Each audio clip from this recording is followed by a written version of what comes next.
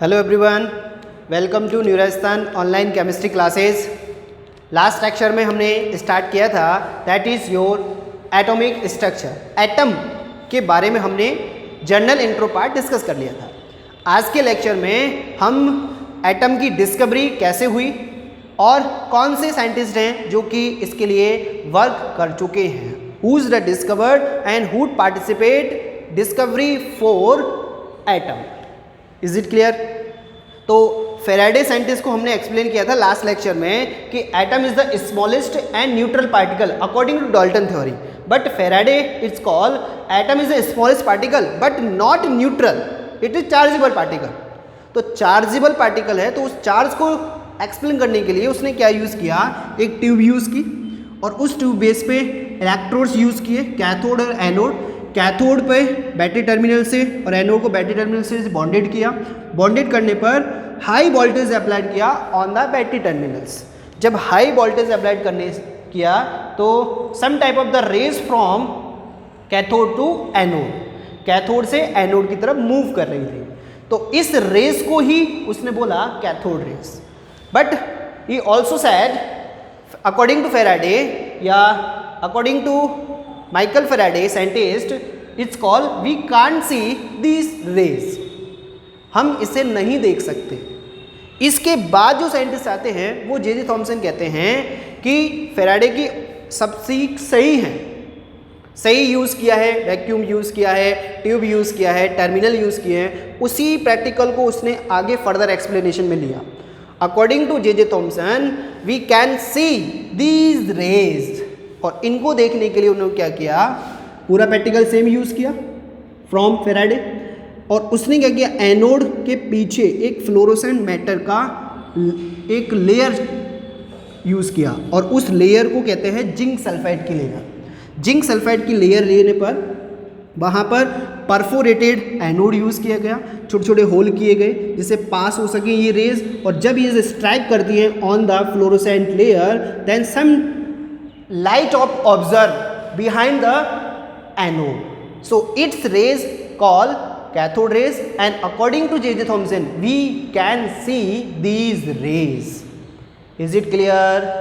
यहाँ तक हमने लास्ट लेक्चर में डिस्कस कर लिया था। Now some properties for cathode rays या some nature for cathode rays। तो देखना एक एक से मैं आपको विद डायग्राम एक्सप्लेन कर रहा हूँ। ये डायग्राम आप माइंड में रखना, मैं यहाँ से ये छोटी छोटी चीज़ें इरेज कर रहा हूँ। ये सब कुछ अपन राइट डाउन कर चुके हैं ऑलरेडी।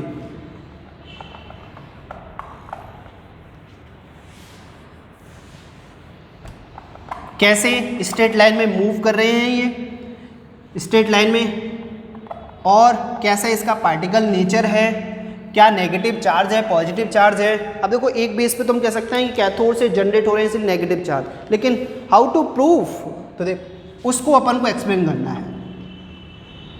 नेक्स्ट है nature of cathode rays,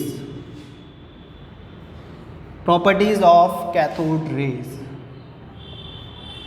cathode rays का नेचर, कैथोड रेज की प्रॉपर्टीज हमको एक्सप्लेन करनी है। क्लियर?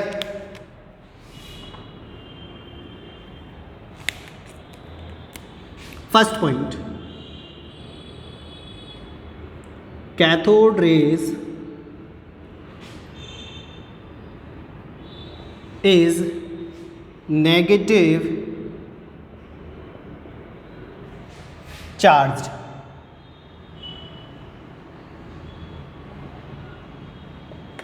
चार्ज पार्टिकल्स, या पार्टिकल एक्सप्लेन करेंगे तो पार्टिकल राइट डाउन कर सकते हैं, चार्ज लिख सकते हैं अपन। नेगेटिवली चार्ज, तो how to find out negative charge on cathode rays.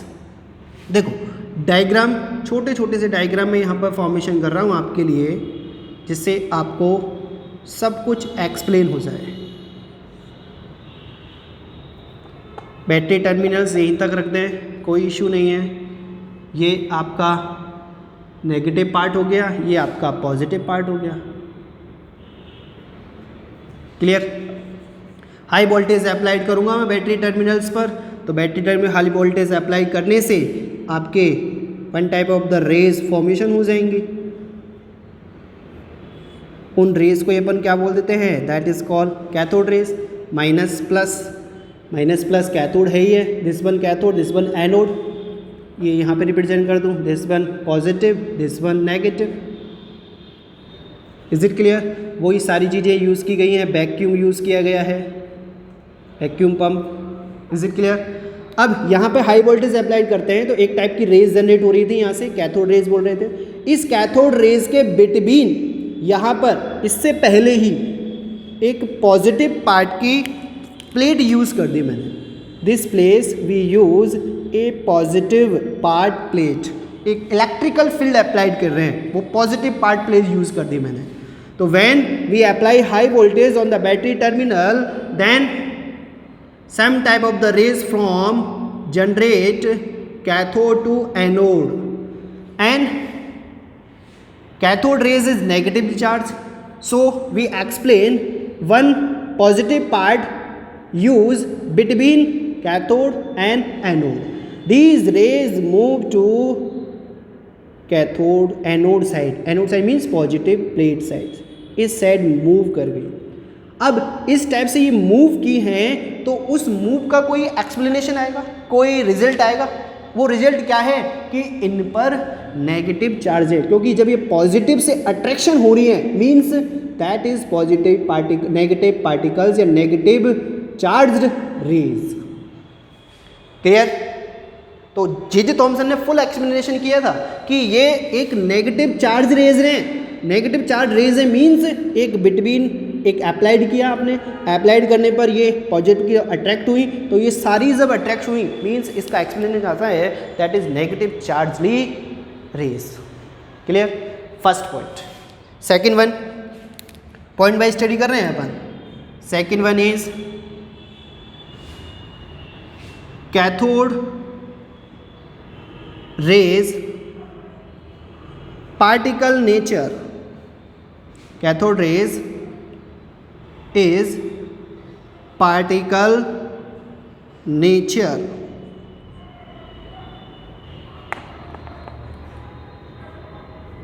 Particle nature है ये, हेडिंग तो है नहीं तो इसको ऐसे लिख लें, पार्टिकल नेचर्स में है।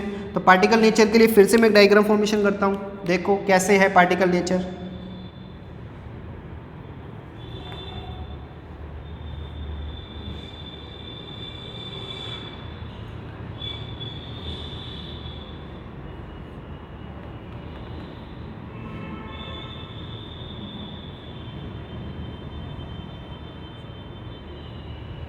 Same as it is, this one is negative, this one is positive, this one negative, this one positive. High voltage applied on the battery terminal, then some type of the rays generate from cathode to anode. अब ये particle natures की raise हैं, ये particle nature है, तो इस particle nature का explanation कैसे आएगा? Think about it. We use a small wheel, small and lightest wheel use between cathode rays path। एक छोटा सा लाइट वेट व्हील यूज कर दिया हमने, हल्का सा बिल्कुल। तो जब ये रेज इससे स्ट्राइक करेंगी on the wheel, then wheel is rotate this direction, wheel rotate this direction. देखो छोटे बच्चों के खिलौने आते हैं, फूंक मार से घूमने लग जाते नहीं लग जाते, फूंक मारा घूमने लग गए। अब जब वो घूमने लग गए मीन्स वहाँ पर कह सकते हैं कि वो लाइटेस्ट था इसीलिए वो घूमने लग गया। तो इसके एक्सप्लेनेशन में हमने क्या किया कि ये पार्टिकल नेचर में है, तो जब ये स्ट्राइक करते हैं रेज होती तो पास हो जाती है सीधी, इसमें से स्ट्रेट निकल जाती, लेकिन ये पार्टिकल नेचर हैं तो ये छोटे छोटे पार्टिकल्स जो कि आप इलेक्ट्रॉन एज्यूम कर रहे हो, ये इलेक्ट्रॉन्स यहाँ पर जब स्ट्राइक करते हैं on the wheel surface, then wheel rotate this direction. So it's explain for particle nature, means cathode rays is particle natures. Small छोटे छोटे से पार्टिकल्स हैं, वो स्मॉलेस्ट पार्टिकल फॉर्म हुआ है इलेक्ट्रॉन्स बेस पे। ये आपके सब इलेक्ट्रॉन्स ही हैं, मूव किए हैं ये सब इस side. Is it clear? Third point में एक्सप्लेनेशन में लेते हैं कि cathode rays move to straight line, एक सीधी स्ट्रेट लाइन में मूव कर रहे हैं, ऐसा नहीं कि ऊपर गई फिर नीचे गई फिर ऊपर गई, एक वेव फॉर्म नहीं है। Cathode rays move to straight line. तो स्ट्रेट लाइन को एक्सप्लेन करने के लिए क्या किया? Third point is cathode rays move to a straight line. Straight line, cathode ray straight line में मूव कर रही हैं। तो सेकंड वन या इसके लिए डायग्राम है।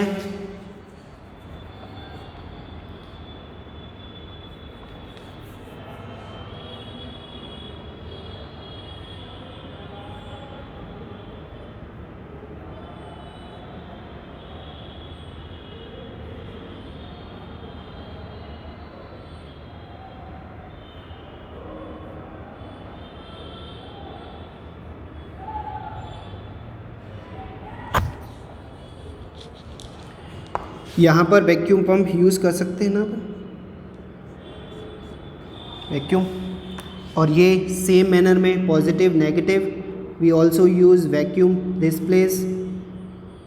डायग्राम आप फॉर्मेशन कर सकते हो, आपको अब सब कुछ एक्सप्लेन हो गया है। यहाँ पर this one your positive charge, this one your negative charge, means this one is cathode, this one is negative. When applied high voltage on the battery terminal, then some type of the rays from cathode to anode. अब इसके straight line में move कर रहे हैं, तो इस straight line को explain करने के लिए हमने क्या किया, इसके बिटवीन एक ऑब्जेक्ट हमने यहाँ पर अप्लाइड कर दिया। कोई ऑब्जेक्ट लिया, वो ऑब्जेक्ट हमने यहाँ पर अप्लाइड किया।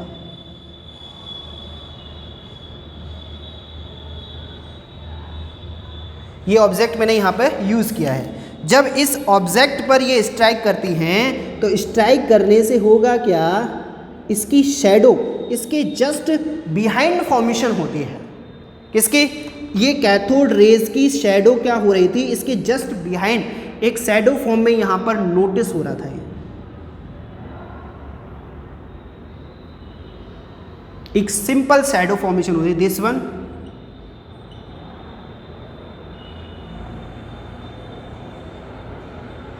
क्लियर?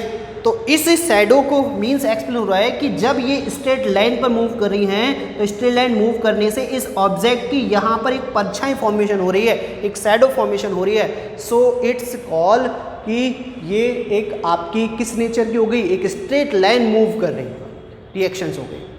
तो फर्स्ट एक्सप्लेनेशन है आपका cathode rays is negative charge, second cathode rays is particle natures, cathode rays move to cathode raise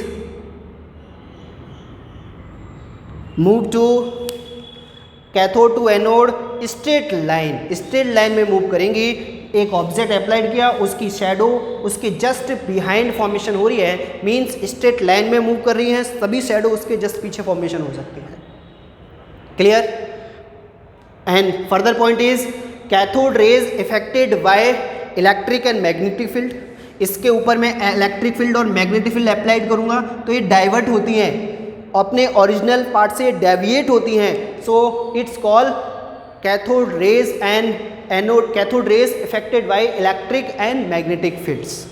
clear? Fourth point हो गया आपका। सेकंड पॉइंट, फिफ्थ पॉइंट आता है कि कैथोड रेज में थर्मल एनर्जी होती है। थर्मल एनर्जी मीन्स किसी मेटल पे इसको मैं स्ट्राइक कराऊं तो मेटल आपकी हीट जनरेट करती है, means cathode rays have some amount of thermal energy. Clear? This is your cathode rays properties. Is it clear?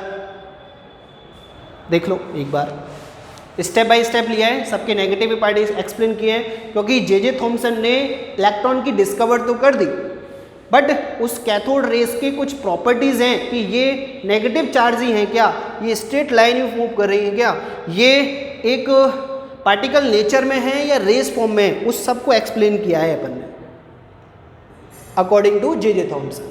देख लो प्रॉपर्टीज बेस पे, बनाओ डायग्राम्स।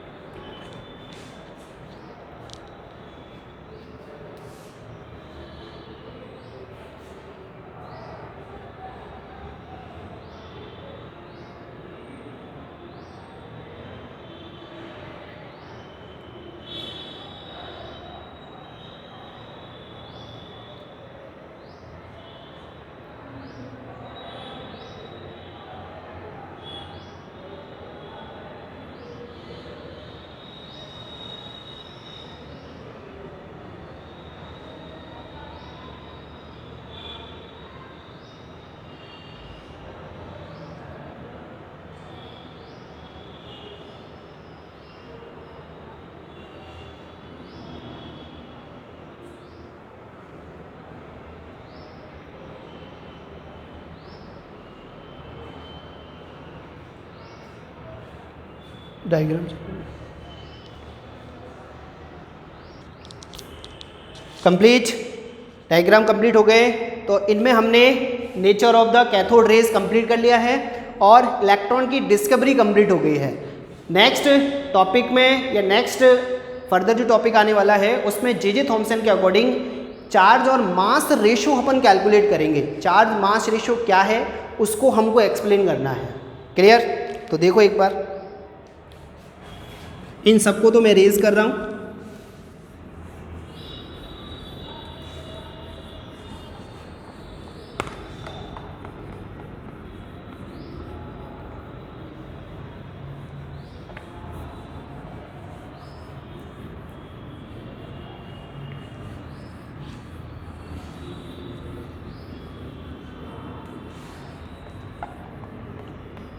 कोई भी चीज़ रह जाए तो उसको आप अपने वीडियो को पॉज करके राइट डाउन कर लें। क्लियर?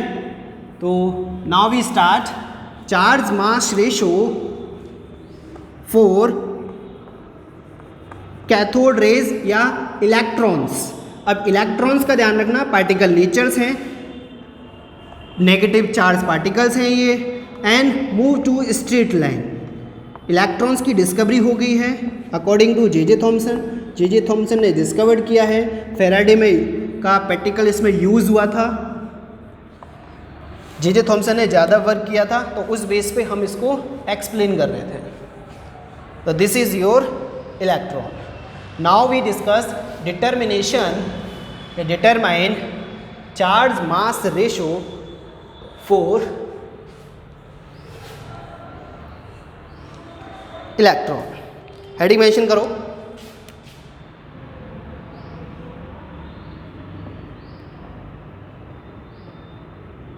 डिटर्मिनेशन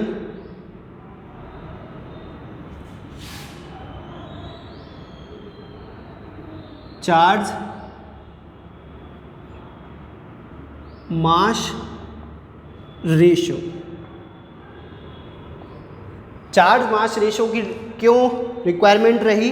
क्योंकि हमको अभी इलेक्ट्रॉन ऑफ चार्ज कैलकुलेट करना है एंड हमको अभी मास ऑफ इलेक्ट्रॉन्स कैलकुलेट करना है। तो before we calculate charge and mass, उसके बेस पे हमको डिटर्मिनेशन पहले करना पड़ेगा चार्ज मास रेशो का।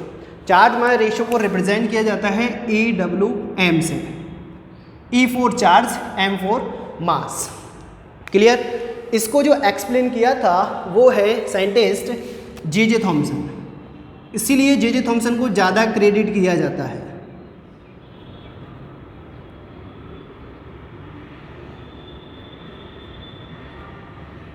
जे थॉमसन को क्रेडिट क्यों दिया जाता है?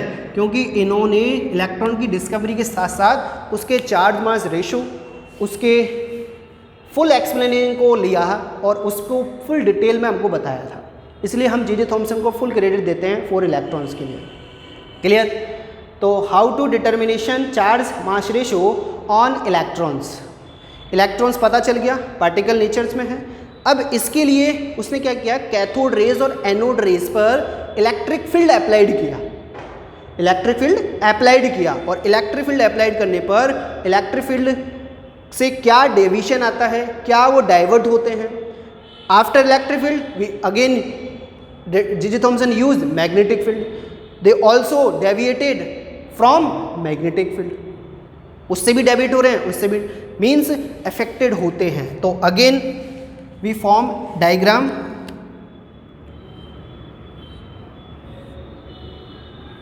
सेम मैनर में कैथोड यूज किया है।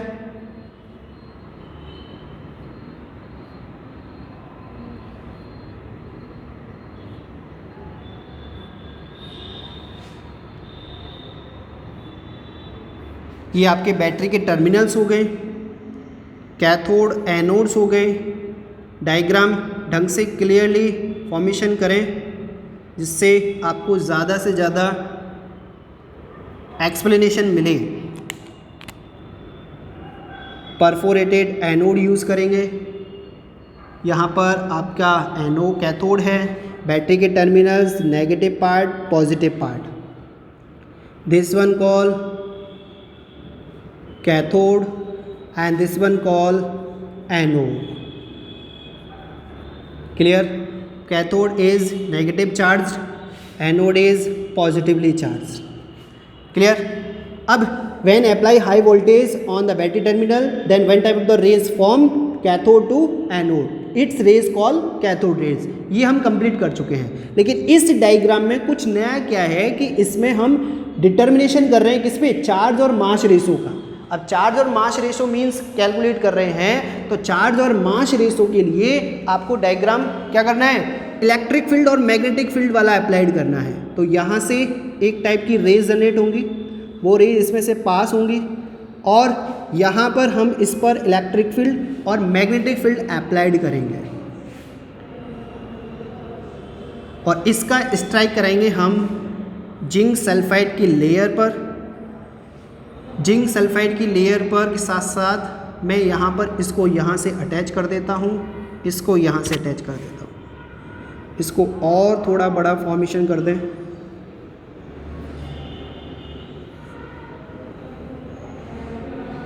ये यहाँ क्लियर। और इस पर मैं अप्लाइड करूँगा आपका electric field and also negative field.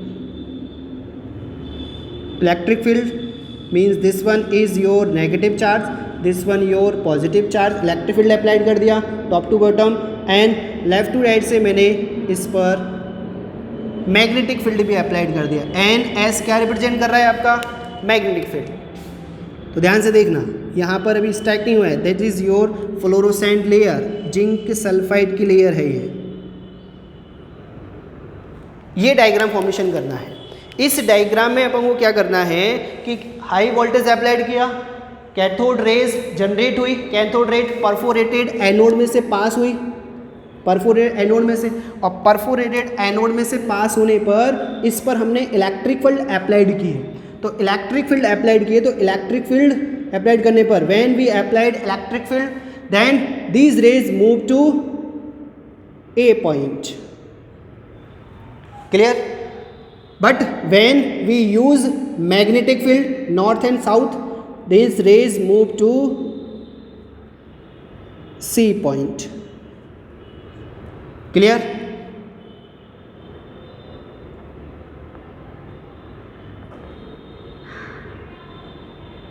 Yes.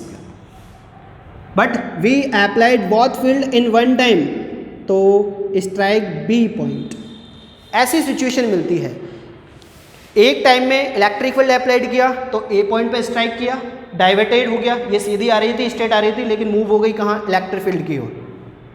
लेकिन जब इलेक्ट्रिक फील्ड अप्लाइड किया उसको हटा दिया, उसके बाद हमने यूज़ किया मैग्नेटिक फील्ड। मैग्नेटिक में नॉर्थ साउथ पोल लिया, उसको अप्लाइड किया और उसको अप्लाइड करने पर हमने देखा कि ये सी पॉइंट पे जाके स्ट्राइक करती है। बट सेम टाइम में दोनों फील्ड अप्लाइड कर दें, इलेक्ट्रिक फील्ड भी और मैग्नेटिक फील्ड भी। जब इलेक्ट्रिक फील्ड और मैग्नेटिक अप्लाइड किए तो ये स्ट्राइक कर रही है बी पॉइंट पर, कोई डाइवर्जन नहीं, स्ट्रेट फॉरवर्ड आई।